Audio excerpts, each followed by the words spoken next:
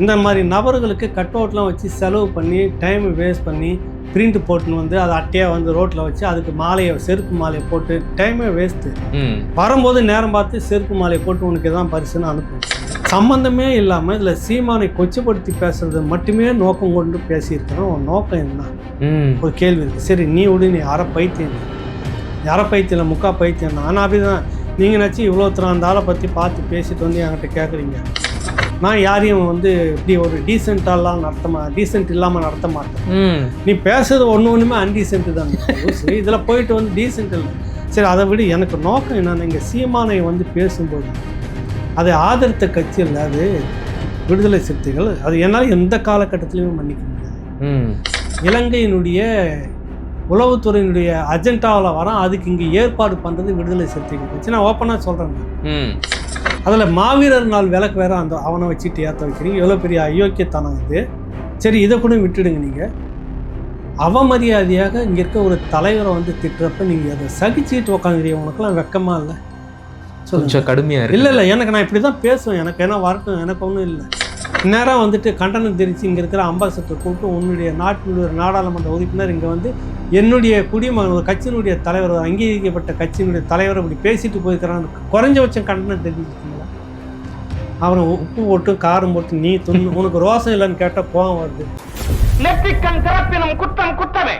நெற்றிக்கண் வலையொலி உறவுகளுக்கு வணக்கம். உங்களுடைய அன்பாலையும் ஆதரவாலையும் தான் நம்முடைய வலையொலி தொடர்ந்து இயங்கிட்டு இருக்கு. அதனால சேனலை புதுசா பார்க்குற உறவுகள் சப்ஸ்கிரைப் பண்ணிட்டு காணொலியை பாருங்க. காணொலிகள் பிடிச்சிருந்தா லைக் பண்ணுங்க, ஷேர் பண்ணுங்க, கமெண்ட்டும் பண்ணுங்க. இப்போ வாங்க காணொலிக்குள்ள போகலாம்.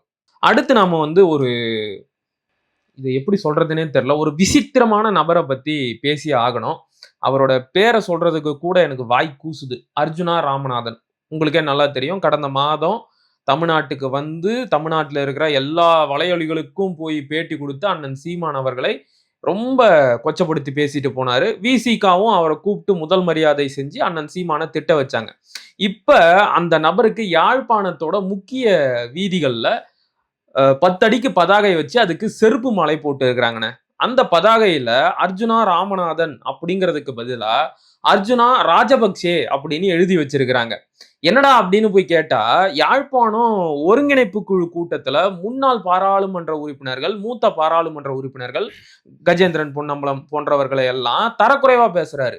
இது மட்டும் இல்லாம ராஜபக்சே கலந்துகிட்ட ஒரு கூட்டத்துல கலந்துகிட்டு நான் மட்டும் சிங்களவனா இருந்திருந்தா ராஜபக்சே பின்னாடி இருந்திருப்பேன், ஜனாதிபதினா என்ன பொறுத்த வரைக்கும் ராஜபக்சே தான், இப்ப யாரு வேணாலும் ஜனாதிபதியா இருக்கட்டும், ஆனா ஜனாதிபதி அப்படின்னா என்றைக்கும் ராஜபக்சே தான் அப்படின்னு பேசியிருக்கிறாரு.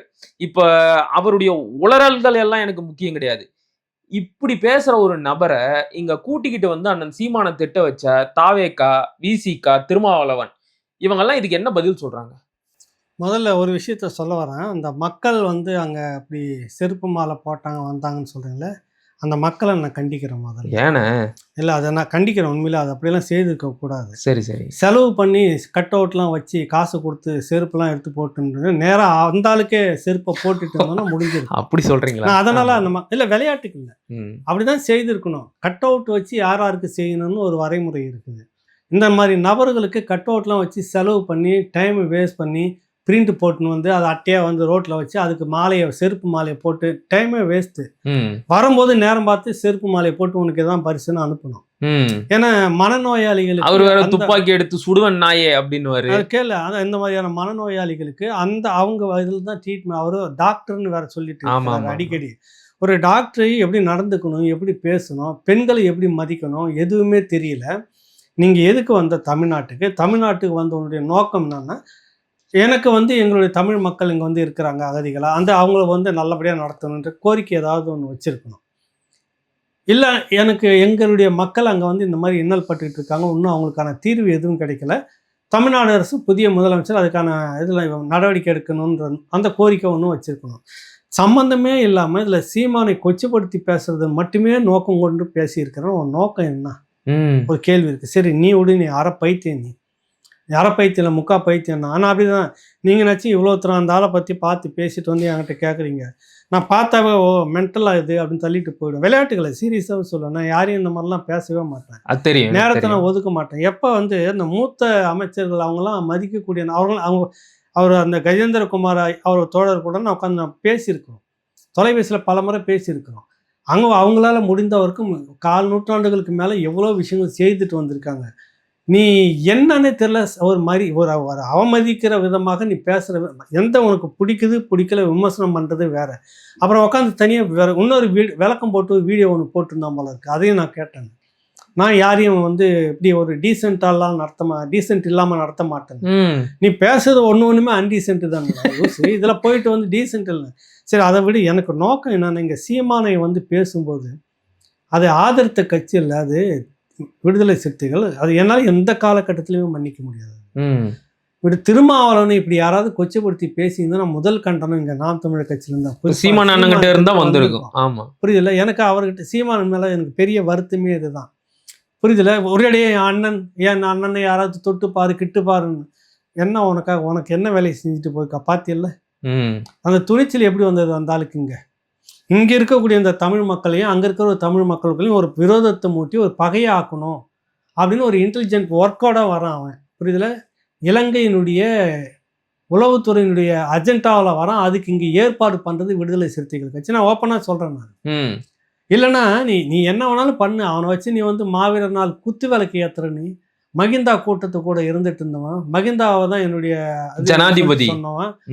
அடுத்து ஜனாதிபதினு சொல்ல என்னுடைய தந்தை என்னுடைய அப்பா மாதிரின்னு சொல்லிட்டு இருந்தவன். தொடர்ந்து அவங்களோட சேர்ந்து இயங்கிக்கிட்டு இருக்கிறவன். இப்படி இருக்குன்னு கூட்டின்னு வந்து நம்ம இங்கே நடத்துகிறோமே, நம்ம இந்த சமூகம் என்னவா மதிக்குன்னு சொல்லிட்டு அது ஒரு எண்ணம் விடுங்க. நீங்கள் அதில் மாவீரர் நாள் விளக்கு வேற அவனை வச்சுட்டு ஏற்ற வைக்கிறீங்க. எவ்வளோ பெரிய அயோக்கியத்தனம் இது. சரி, இதை கூட விட்டுடுங்க. நீங்கள் அவமரியாதையாக இங்கே இருக்க ஒரு தலைவரை வந்து திட்டுறப்ப நீங்கள் அதை சகிச்சுட்டு உக்காந்துக்கிறீங்க. உனக்கெல்லாம் வெக்கமா இல்லை?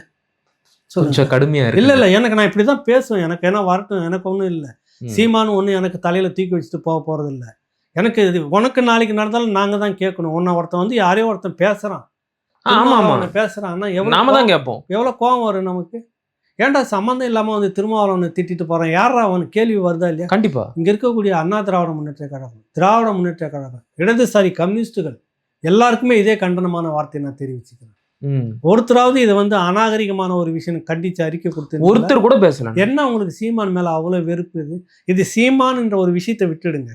தமிழ்நாட்டில் இருக்கக்கூடிய யாரோ ஒரு அரசியல் பிரமுகர், கரெக்டாக யாரோ ஒருத்தரை வந்து சம்பந்தம் இல்லாத ஒரு நாட்டினுடைய ஒரு நாடாளுமன்ற உறுப்பினர் இந்த வார்த்தைகளை பயன்படுத்தி இதை மட்டுமே மையம் வச்சு பேட்டி கொடுக்க வேண்டிய அவசியம் ஏன் வந்தது? இப்போ சீமானை மட்டும் டார்கெட் பண்ணி எல்லா சேனலையும் கொச்சைப்படுத்தி பேசி கொடுக்க வேண்டிய டார்கெட் என்ன வந்தது? அந்த அந்த அந்த இலக்கை வச்சு ஏன் நீ செய்யுது? என்ன காரணம்? அதுதான் எனக்கு இன்னும் புரியல. தேர்தல் தோல்விக்கு அப்புறம் தான் இவர் வந்து இவ்வளோ கொச்சப்படுத்தி பேசுறாரு. ஏன் வந்து இவ்வளோ காயப்படுத்தணும்? நாங்களே ஏற்கனவே தோல்வி வருத்தத்துல இருக்கிறோம், மீண்டு வர்றதுக்கான நடவடிக்கையில இருக்கிறோம். இதெல்லாம் விட்டுருங்க. நம்ம ஒன்னும் அப்படி இவங்ககிட்ட கெஞ்ச வேண்டிய அவசியம் அப்படிலாம் இவங்ககிட்ட கெஞ்சல. இல்ல இவங்களுக்கு என்ன நம்ம மேல கோபம்? விசிகாவி இருக்கு. இல்ல விசிகாவுக்குள்ள எல்லாருக்கும் ஒரு எண்ணம் இருந்துகிட்டே இருக்கு. புரியுதுல்ல உங்களுக்கு? நீ நாளைக்கு தனிச்சு என்ன இந்த வாக்கு உன்னால வச்சு நிற்க முடியுமா? அப்படி சொல்லுங்க. நீ சொல்லுங்க, நான் கேட்கறேன், வெளிப்படையா கேட்கறேன். சரி, ஒரு ஜனநாயக பண்புகளை பேசிட்டுக்கிற எனக்கு இடதுசாரிகள் மேலே எப்பவுமே ஒரு மரியாதை உண்டு. நான் அடிக்கடி சொல்லுவேன், இந்தியாவில் எப்பொழுது இடதுசாரிகளுடைய எண்ணிக்கை குறைஞ்சதோ அன்னைக்கே இந்தியா வந்து விற்பனைக்கு அப்படின்றதுனால வந்துருச்சு. புரியுதுல உங்களுக்கு? புரியுது. பாராளுமன்றத்தில் இந்தியாவினுடைய இடதுசாரிகளுடைய எண்ணிக்கை எப்பெல்லாம் குறைய தொடங்க இந்தியா விற்பனைக்குன்ற மாதிரி போயிடுச்சு. அதே தான் தமிழ்நாட்டிலையும் நடந்துட்டு இருக்கு. இடதுசாரிகள் எந்த காலகட்டத்திலையும் விழக்கூடாதுன்றதுல எனக்கு ஒரு பெரிய நம்பிக்கை இருக்குது. இப்போ நான் விமர்சனம் பண்ணுறேன்னா அவங்க விழுந்துடக்கூடாதுன்றதுக்காக தான் விமர்சனம்.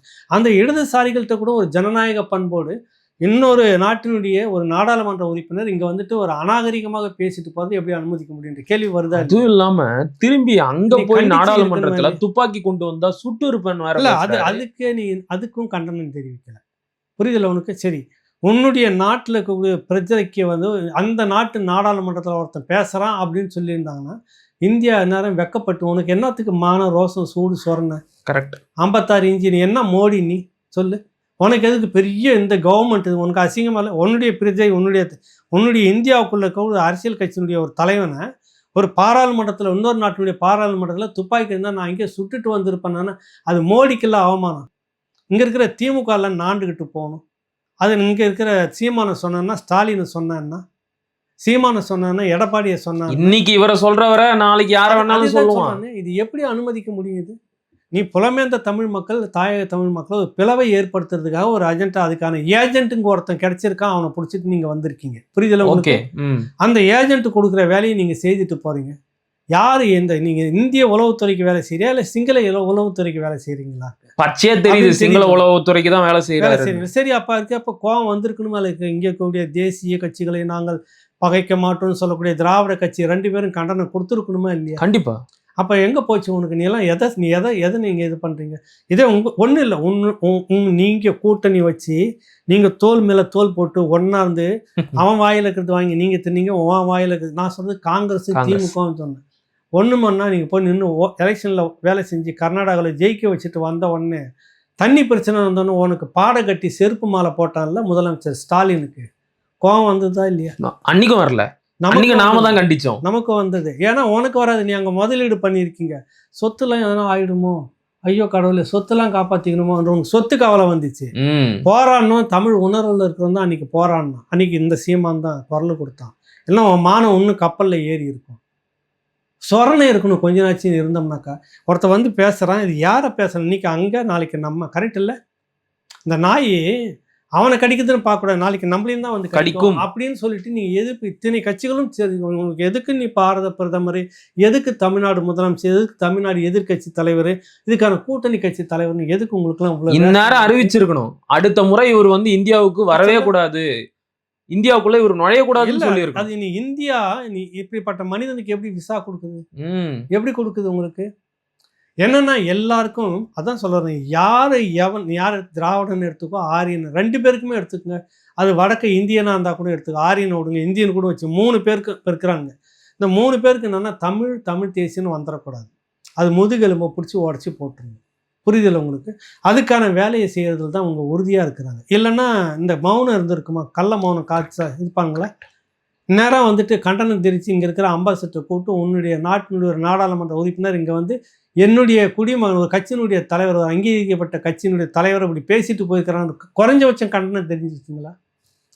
அவனை உப்பு போட்டு காரம் போட்டு நீ உனக்கு ரோசம் இல்லைன்னு கேட்டால் கோவம் வருது.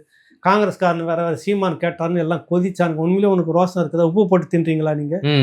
காங்கிரஸ் மட்டும் இல்லை, அது பாஜகவும் சேர்த்து தான் கேட்குறேன். நான் கேட்குறேன், இப்போ காங்கிரஸை கேட்குறேன். உங்களை வந்து சீமானை திட்டா நீங்க குஷி ஆயிட்டீங்களா? அப்படிதான் குஷி ஆயிட்டீங்களா? அண்ணனை திட்டாங்கன்னா ரொம்ப குஷி ஆயிட்டாங்க. உப்பு போட்டு காரம் போட்டு சோறு சாப்பிட்றீங்கன்னா கோவம் வருதா உங்களுக்கு? உண்மையிலேயே உங்களுக்கு ரோசம் இருக்குதான்னு கேட்குறேன். உப்பு போட்டு சாப்பிட்றீங்களான்னு கேட்குறேன். இவ்வளோ மான ரோசம் இருந்துச்சுனாக்கா உன்னுடைய தலைவர், பாரத பிரதமர், முன்னாள் பிரதமர் ராஜீவ்காந்தி போன்ற உண்மை குற்றவாளிகள் இன்னும் கண்டறியப்படவில்லை அப்படின்னு MDA அதை கூட விட்டுருங்கல்ல. அதை கூட விட்டுருங்க. ராஜீவ்காந்தியை துப்பாக்கி கட்டையால கழுத்தா மட்டையிலே அடிச்ச சிங்கள நாட்டுல இருந்து ஒருத்தன் நாடு, அதை விடுங்க. இன்னும் நட்பு நாடு பண்ணிட்டு இருக்கிறீங்க. அந்த உண்மை குற்றவாளிகளை கண்டுபிடிக்கிறதுக்கு இன்ன வரைக்கும் ஒரு துரும்ப கூட தூக்கி போடாம 10 வருஷம் ஆட்சியிலையும் உட்காந்துட்டு போறீங்க. வெக்கமால உங்களுக்கு? என் தலைவன் கொன்ன உண்மை முகத்தை வேற ஒன்றும் கண்டுபிடிக்கலன்னு சொல்லிட்டு விசாரணை கட்டமைப்பு சொல்லி இருக்குது. புரியுதில்ல உங்களுக்கு? கடைசி வரைக்கும் உண்மை குற்றவாளிகள் யாருன்னு தெரியல. இதில் அம்பா இருந்தவங்க மட்டும், சுத்த அக்கம் பக்கம் இருந்தவங்க மட்டும், பக்கத்தில் சந்தேகத்தின் பேரில் பிடிபட்டவங்களாம் 30 வருஷம் ஜெயிலில் இருந்துட்டு வெளியே வந்துட்டான்.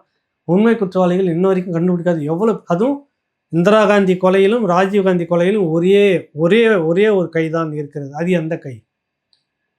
அதை உன்னால் கண்டுபிடிக்க முடியல. நீ 10 வருஷம் பாரத பிரதமரை உன் கட்சியில் வச்சுன்னு போயிட்டோம். உனக்கு வெக்கம் இல்லை, சூடு சொரணம் இல்லை. சீமான் கேட்டால் மட்டும் உனக்கு கோவம் வந்துடுது. இப்படி எல்லாம் பேசக்கூடாது. வேற எப்படி பேசணும்? உனக்கு இந்த கோபத்தை போய் அங்கே காட்ட, நீ அங்கே போய் காட்டும். இந்த கோபத்தை என்னுடைய பிரதமரை கொன்றவன் யாருன்னு இப்போ கேள. நீ இந்த ரோசம்ன்றது வந்து காங்கிரஸுக்கு இருக்கணும் முதல்ல. அதை தான் அவர் கேட்டிருந்தார். நான் சொல்கிறது என்னன்னா பாஜகவுக்கும் இருக்கணும். இந்நேரம் நீ வந்து ஒரு நல்ல ஒரு கம்பீரமான ஆட்சி செய்யக்கூடிய ஒரு கட்சியாக இருந்தால் மோடி அம்பாசிடர் நேரம் கூப்பிட்டு உண்மையாக கண்டிச்சு இருக்கணும். கட்சி வேறுபாடு கடந்து இதுல வந்து கண்டனத்தை தெரிவிச்சு. என்ன இங்க இருக்கக்கூடிய பிரதிநிதியை திட்டதும் ஒரு இந்தியாவை திட்டதும் ஒன்று தானே? கண்டிப்பா. புரியுதில்ல உங்களுக்கு? செய்திருக்கணும். திமுக, அதிமுக, கம்யூனிஸ்டுகள், இன்னும் மற்ற கட்சிகள் இந்த விஷயத்தில் மாபெரும் தவறு செய்திருக்குது. அதையும் சேர்த்து மட்டும்தான் சொல்கிறேன். விசிகா மேலே என்ன குற்றச்சாட்டு வைக்கிறோமோ அதே குற்றச்சாட்டு திமுகவுக்கும் பொருந்தும், அதிமுகவுக்கும் பொருந்தும். இந்த விஷயத்தில் இதில் ஒரு ஆள் மிஸ். ஆமாம், தாவேக்கா அவங்க தான் கூப்பிட்டு சேனலுக்கு இல்ல பேட்டி எடுத்தாங்க. தாவேக்கா தான் இது பின்னாடி இருந்து வேலை செய்ததுன்னு சொல்றாங்க. நமக்கு தெரியல அது. எது எப்படி இருந்தாலும் நாளைக்கு ஒன்ன பேச மாட்டாங்கன்னு என்ன நிச்சயம்? உன்னையும் பேசுவாங்க. புரியுதுல உங்களுக்கு? காலம் மாறும். நாளைக்கு இந்த மாதிரி உங்களை பேசும்போது கை குட்டின்னு சிரிக்கலாமா? தப்பு இல்லை அது. அப்பவும் கோபம் வந்து நம்ம இந்த மாதிரி பேசுவோம்ல. கண்டிப்பா 1000 பிரச்சனை. ஏன் இங்க இருக்கக்கூடிய ஒரு கட்சி தலைவர் நீ வந்து இவ்வளவு மட்டமா பேசிட்டு போது நீ யார் முதல்ல? உனக்கு என்ன இங்க பிரச்சனை? புரியுதுல்ல? உனக்கு என்ன வந்துச்சு? பேசுற என்ன விமர்சனத்தை வை. என்ன பண்ணாரு அவர்? வந்தாரு போனாரு சம்பந்தம் நான் பார்த்தேன். அதை நான் ஏற்கனவே பேசிட்டேன். நான் ஒரு மென்டல் தனமான கேள்வி. சிறப்பு முகாமை போய் பார்த்துற டே சிறப்பு முகாமுக்கெல்லாம் போக முடியாத முதல்ல லூசு மாதிரி தெரிஞ்சுக்கோ. இந்த மண்ணில் இருக்கிற எங்களாலே போக முடியல. அந்த இடத்துல உள்ளவே விட மாட்டான். பண்ணிட்டு போனது யாருன்னு நீங்கள் உங்களை தூக்கி வச்சு கொண்டாடுறதுல அந்த கட்சி கூட்டணிக்குள்ளே இருந்த திமுக பண்ணது. உன்னை தூக்கி வச்சுட்டு மடியில் உட்கார வச்சுட்டு விளக்கேற்ற வச்சது இல்லை மாவீரர் நாள் விளக்கு. அந்த கட்சி கூட்டணியில் இருக்கிற திமுக தான் பண்ணிச்சு. சிறப்பு முகாமுக்கு கண்டவன்லாம் போகக்கூடாது, வக்கீல் தான் போகணும், ரத்த சொந்தம் தான் போகணும்னு கருணாநிதி பண்ணி வச்சுட்டுது. இல்லைன்னாக்கா சிறப்பு முகாமெல்லாம் டெய்லியும் தான் போய் எல்லாம் சந்திச்சுட்டு இருக்க முடியும். எந்த முகாமுக்கு என்ன பண்ணிட்டு இருக்கிறாங்க அந்த கட்சியை சேர்ந்தவங்க ஏதாவது கொஞ்சம் தெரியுமா? ஒன்றும் தெரியும். இதுக்கு பதில் அந்த கட்சியிலேருந்து உடனடியாக பாஞ்சி வந்திருக்கணும், வரல. சரிண்ணே, ஒரு வருந்தத்தக்க செய்தி ஒன்று நடந்துச்சு. அதை ஜீரணிச்சிக்கவே முடியல. அதை கேட்டுட்டு நான் முடிச்சுக்கிறேன். ஐயா மகேந்திரன், உங்களுக்கே நல்லா தெரியும், மூத்த கம்யூனிஸ்ட் போராளி அப்படியே சொல்லலாம். ஐயா நல்லக்கண்ணுவோட மாணவர். அவர் பார்த்தீங்கன்னா ஒரு 3 நாளைக்கு முன்னாடி தாவேக்காவில் போய் இணைஞ்சிட்டாரு. எந்த ஆங்கிள் இருந்து பார்த்தாலும் இதை எப்படி புரிஞ்சுக்கிறதுன்னு தெரியல, இதை ஜீரணிச்சிக்கவும் முடியல. நீங்க எப்படி பாக்குறீங்க? ஒன்றும் இல்லை இல்லை இது ஒன்றும் பெருசா என்னண்ணே, என்னைய விட உங்களுக்கு நல்லா தெரியும் ஐயா மகேந்திரனை பத்தி. இல்லப்பா நான் சரியான இடத்துக்கு தான் போயிருக்கிறாரு. அங்க கம்யூனிஸ்ட்னு அவரு இருக்கட்டும். அங்கதான் புரட்சி ஸ்டாலின் அங்கதான் இருக்கிறாரு. நான் சொல்றது அந்த ஸ்டாலின். ஓ, ஜோசப் ஸ்டாலின். புரியுதுல உங்களுக்கு? ரஷ்யாவில் செங்கொடியை ஏத்தனவர் அவர் அங்க இருக்கிறதா அவர் நினைக்கிறாரு. ஓ, அவரையும் கொள்கை தலைவரா சேர்த்துட்டாங்களா? ஆமா, அது மாதிரி விஜய் அப்படி அவர் நினைக்கிறாரு. அங்க சமூக நீதி இருந்திருக்குது. ஆட்சி எல்லாருக்கும் பகிர்ந்து ஒரு மந்திரி சபையில் ஷேர் பண்ணியிருக்காரு. சமூக நீதி இது வந்து அடுத்தது அதிகார பகிர்வுன்னு ஒன்று பண்ணியிருக்கிறாரு விஜய். அது ஒரு புரட்சி இல்லை உங்களுக்கு? அதனால புரட்சி இன்னொரு புரட்சியாளரை சேர்ந்து அங்கே போய் சேர்ந்துருக்கிறாரு. அதில் எனக்குன்னா நான் சாதாரணமாக தான் பார்க்குறேன். நீங்கள் என்ன வியந்து போய் பார்க்குறீங்க? ஒன்று என்னைய விட உங்களுக்கு தான் அதிர்ச்சியாக இருக்குன்னு பார்த்தேன். தம்பி, எனக்கு ஒரு அதிர்ச்சியுமே இல்லை. அவர் புரட்சியை தேடி போயிருக்கிறார் தோழர். சரி, அப்போ இன்னும் கூடிய சீக்கிரத்தில் தமிழ்நாட்டில் வர்க்க புரட்சி வந்துடும். கட்டாயம் வந்துடும். ஓகே, கட்டாயம் வந்துடும். இதில் என்னன்னா ஒரு பெரிய கொடுமை இல்லை, இது பொதுவாக சில தனியாக பேசுறது நான் எப்பவுமே வெளியில் சொல்ல மாட்டேன். பட் இது ஒரு அரசியலுக்குள்ளே வருதுன்றதால நான் பேசுகிறேன். நான் அவர் மேலே ரொம்ப மதிப்பு வச்சுட்டு இருப்பேன்.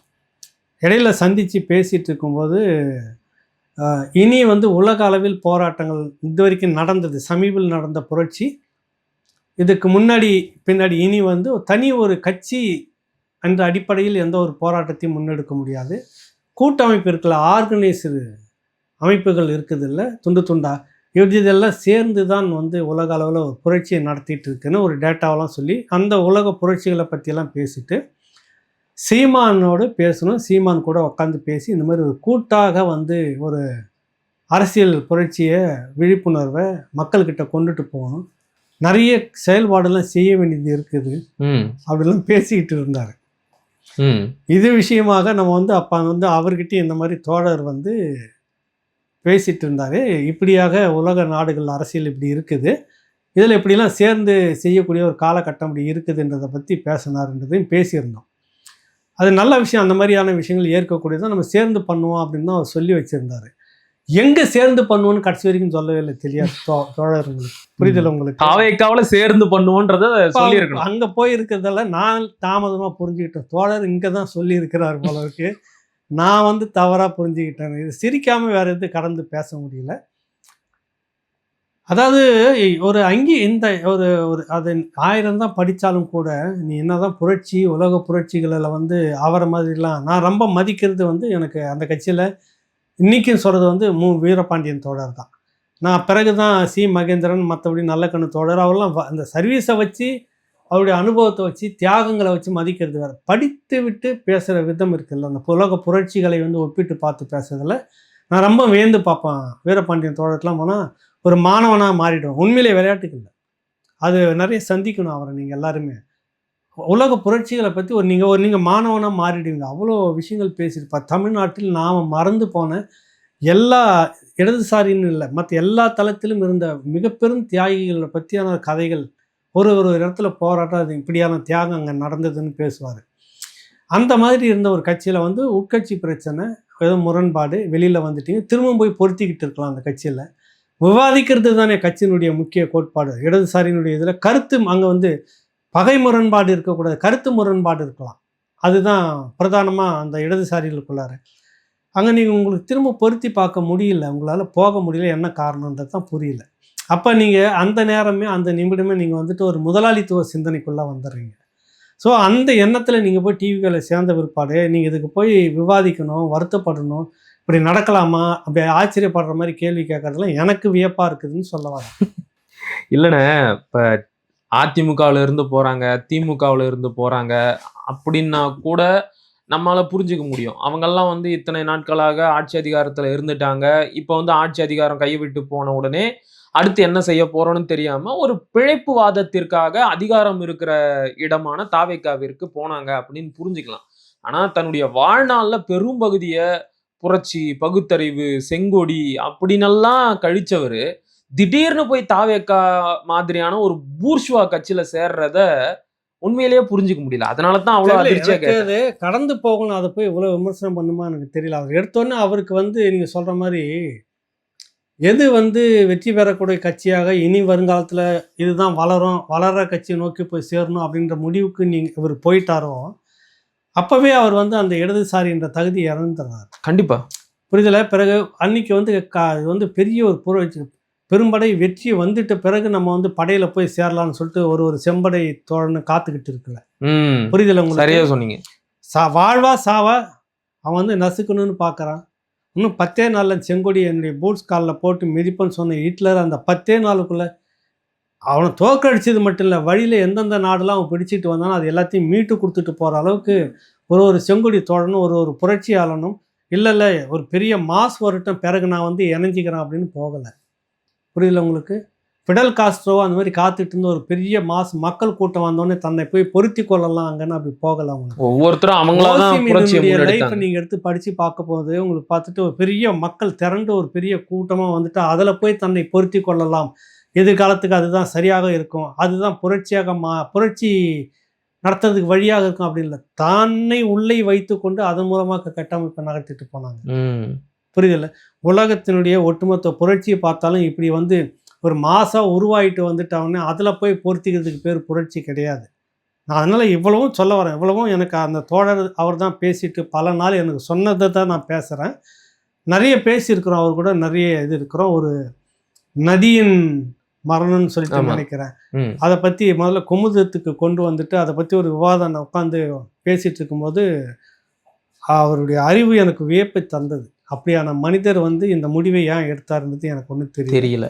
அது தனக்கு ஒரு அங்கீகாரம் வேணும் அப்படின்னு நினைக்கிற அந்த ஒரு ஒற்றை வரி தான் அங்கே இருக்குதுன்னு நான் நினைக்கிறேன். அதை தவிர்த்து அவரை போய் அதுக்கு மேலே பேசி அதில் விமர்சனம் பண்ணுறதுல எனக்கு அர்த்தம் இருக்கிறதா தோணலை. சரிண்ணே, பல கருத்துக்களை பகிர்ந்துக்கிட்டீங்க. மிக்க மகிழ்ச்சி. நன்றி, வணக்கம்.